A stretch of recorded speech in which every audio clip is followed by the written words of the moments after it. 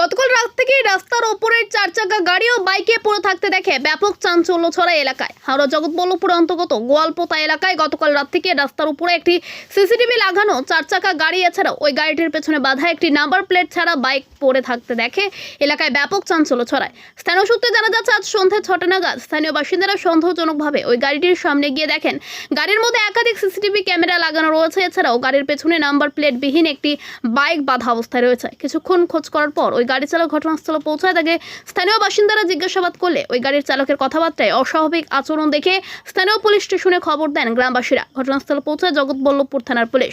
গাড়ির চালক সহ গাড়ি দুটিকে আটক করে নিয়ে যায় থানায়। কি কারণে গতকাল রাত থেকে রাস্তার উপরে গাড়ি দুটি রাখা ছিল গোটা ঘটনার তদন্ত শুরু করেছে ইতিমধ্যে জগৎবল্লভপুর থানার পুলিশ। ইতিমধ্যে গোটা ঘটনায় আতঙ্ক ছড়িয়ে পড়েছে এলাকায়।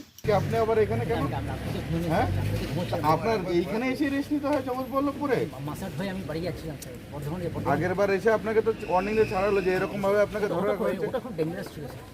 আপনি আবার তাহলে এখানে এলে তাহলে এদের কেন সন্ধ্যাবেলা ছেড়ে দিবে, সন্ধ্যাবেলা চলে যেতাম। আপনি এদের কেন এক্সপ্লেন করতে পারলেন না? আমি এক্সপ্লেন করেছি স্যার, পুরো এক্সপ্লেন করেছি, কাগজপত্র সব বলছি বারবার। কাগজপত্র আপনার ওকে আছে, আমরা আগের বারে দেখে নিয়েছিলাম। তারপর আমি চাকরি করি, লাইসেন্স সব দেখে। আপনি এখন তাহলে কেন আসছেন এরকম ভাবে বারবার? এরা তো সন্দেহ করে আগের বার আপনাকে ধরেছিল। ভুল হয়ে গেছে, আর কোনদিন যেমন থাকবো না স্যার। আর কোনদিন আমি ছেড়ে দেওয়ার তো কোনো গল্পই নেই। আমি আপনাকে জিজ্ঞেস করছি কেন রেস্ট নিয়ে টায়ার্ড হয়ে গেছিলাম স্যার। আপনি অন্য কোথাও আপনাকে আগের বার আপনাকে বলা ওই গাড়িটাই খারাপ হচ্ছিল, এটা তো খারাপ হয়নি। তাহলে এটা নিয়ে আপনি চলে যেতে পারতেন। কনজেকশন তো ওই জন্য আমি এটা রেখে এটা নিয়ে আপনি চলে যেতে পারতেন।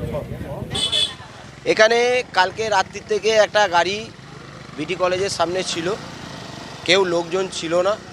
সেই গাড়িটা হঠাৎ দুপুরবেলা আবার এগিয়ে আরেকটু আগে চলে আসে। এতে নানা রকমভাবে ক্যামেরা লাগানো আছে, হ্যাঁ, একটা বাইক লাগানো আছে বাইক গাড়ির পেছনে, তাতে কোনো নাম্বার প্লেট নেই, আর লোকজন কেউ ছিল না।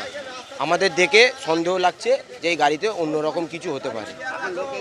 গাড়ির লোক এসছে, উনি বলছেন গাড়ি খারাপ হয়ে গেছে।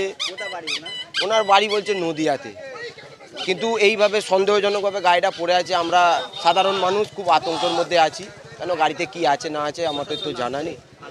থানা আসছে, থানাকে ইনফর্ম করা হয়েছে, থানা আসছে। আমার নাম বিট্টু দাস।